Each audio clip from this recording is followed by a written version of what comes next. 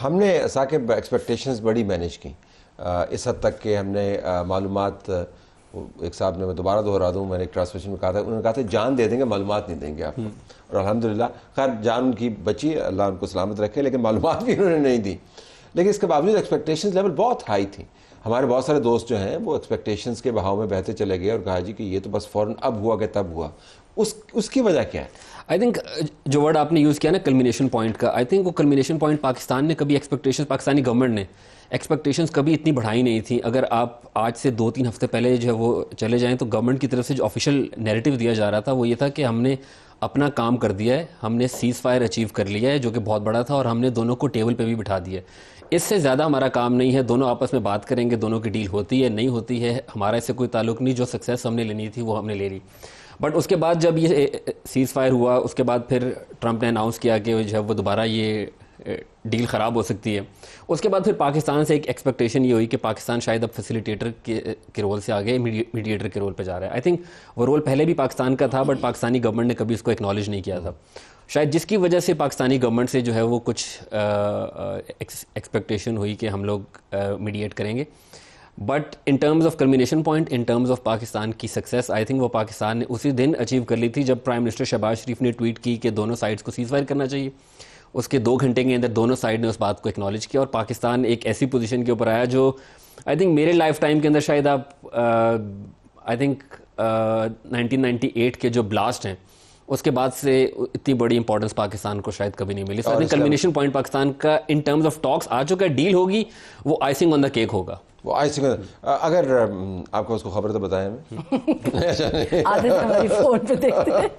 ये फरमाइएगा कि ये जो एक्सपेक्टेशंस हैं, तवक्कुआत जो थी, इन तवक्कुआत को बढ़ाने में ईरान का और अमेरिका भी बड़ा हाथ था। ईरान के एम्बेसडर ने यहाँ पर बयान दिया जी कि पहले राउंड के अंदर तो तकरीबन तमाम मामला तय हो गए थे और अमेरिकन उठ के चले गए, तो हमें लगा कि बहुत सारी चीज़ें तय हो चुकी हैं। और उधर से डोनाल्ड ट्रंप रोज़ाना कह रहे थे कि बस ये 24 घंटे की बात है, 48 घंटे की बात है, लेकिन अब ये लिंगर ऑन कर रहा है।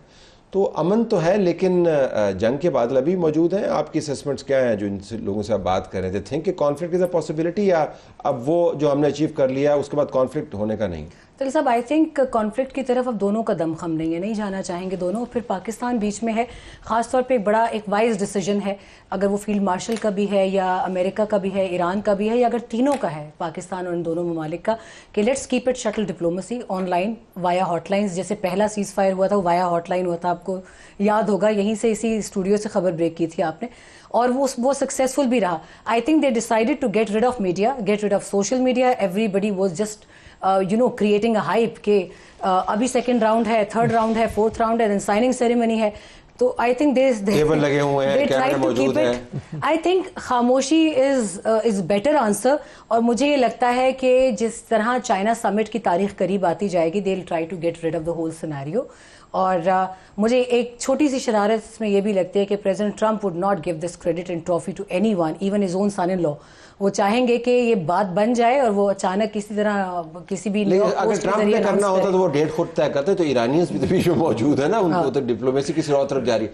उनका ईरानियंस का मानना ये है कि उनके पास एक यूनिक अपॉर्चुनिटी है कि ट्रंप के लिए डोमेस्टिक प्रेशर इतना बढ़ाया जाए कि ये मिड टर्म्स जिनका इदरीस जिक्र कर रहे थे वो हार जाए, और ये हार जाता है, इसकी जमात हार जाती है, उसके बाद इम्पीचमेंट जो है वो इसकी तो वो तो पत्थर पर लकीर है। सो ईरानियंस का आपके ख्याल में असेसमेंट क्या है?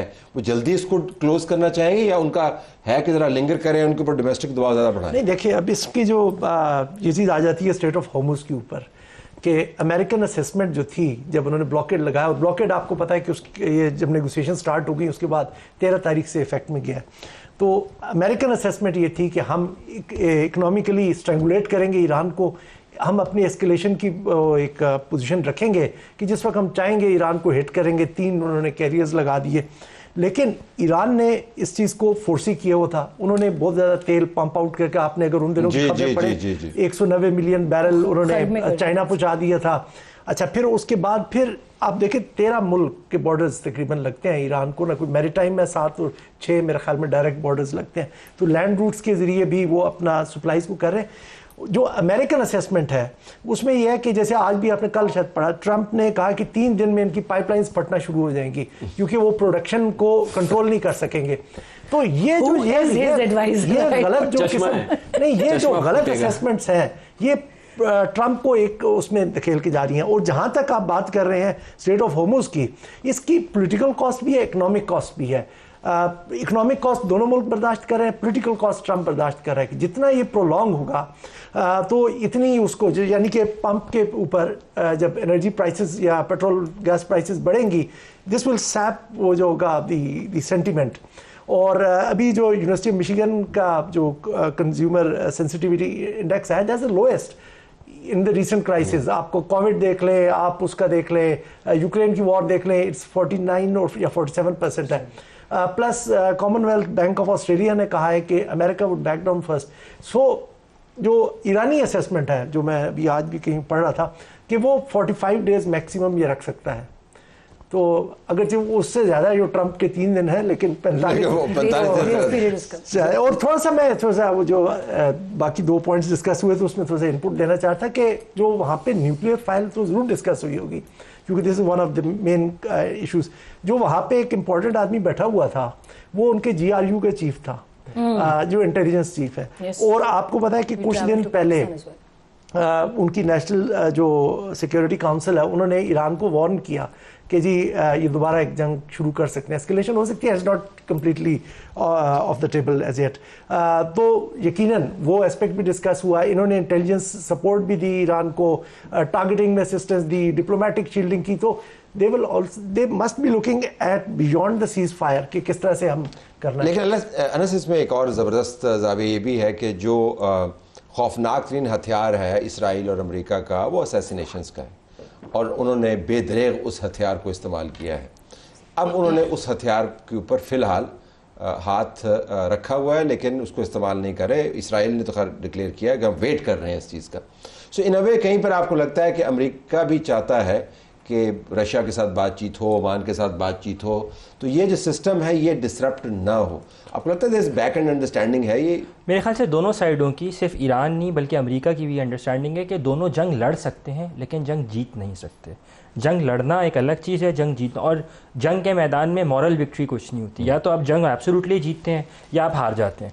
तो दोनों साइडों की असेसमेंट है और बड़ी फेयर असेसमेंट है, इसीलिए वो इस मामले को प्रोलॉन्ग नहीं करना चाहेंगे। और इसीलिए ये जो अभी भी डिप्लोमेटिक रूम जो ओपन हमें नज़र आ रहा है, वो इसी का एक शाखसाना हमें नज़र आता है। लेकिन हैविंग सेड दैट, इसमें एक बड़ी इंटरेस्टिंग फैक्टर जो होगा मेरे ख्याल से, स्ट्रेट ऑफ हॉर्मुज से ज़्यादा जो है वो न्यूक्लियर का जो फ्लैश पॉइंट बनेगा वो मैं अंतालिया में मौजूद था 10 रोज़ पहले, और वज़ीर ख़ारजा इसहाक़ डार ने अपने सेशन में यह बात कही कि 80% जो मसाइल थे वो 11 और 12 अप्रैल को जो बातचीत हुई थी उसमें हल हो चुके थे। उनके बकौल स्ट्रेट ऑफ हॉर्मुज़ का मामला, एसेट्स फ्रीज़ का मामला और सैंक्शंस का मामला ये हल हो चुका था, ये वज़ीर ख़ारजा इसहाक़ डार के बकौल पहले सेशन में। और 20% जो है अभी भी नहीं है, अभी भी मसाइल जो हैं जिनको स्टिच करने की ज़रूरत है। तो आप समझें कि 80% तो हल हो गए एक ही सिटिंग के अंदर, वो 20% के ऊपर कितना बड़ा गैप है कि आज हम 15-17 रोज़ बाद भी आज भी उसी के ऊपर ही बातचीत कर रहे हैं। मुझे ब्रेक लेना है, ब्रेक के बाद मैं आपके पास आऊँगा। सिर्फ ये जुमला कहते हुए कि जो अकाउंटेंट्स होते हैं ना अनस, वो स्टेटमेंट्स को रिकनसाइल बहुत अच्छा कर लेते हैं। और डार साहब वो ज़रा अकाउंटेंट है, तो वो जब 80% कहते हैं और फिर 20%, तो उसमें फिर ज़रा डिप्लोमेसी के अंदर वो मार्जिन्स कुछ और तरीके से असेस किए जाते हैं। ब्रेक लेते, ब्रेक के बाद वापस आते कि क्या अब जब दोबारा अगर इस्लामाबाद की तरफ रुख होता है डील के लिए और यहाँ पर मेज़ और स्टेज अगर लगता है, तो क्या ये शहर दोबारा बंद हो जाएगा? और हमने कुछ अपने इंतज़ामात के ऊपर भी रिव्यू करना है। ब्रेक के बाद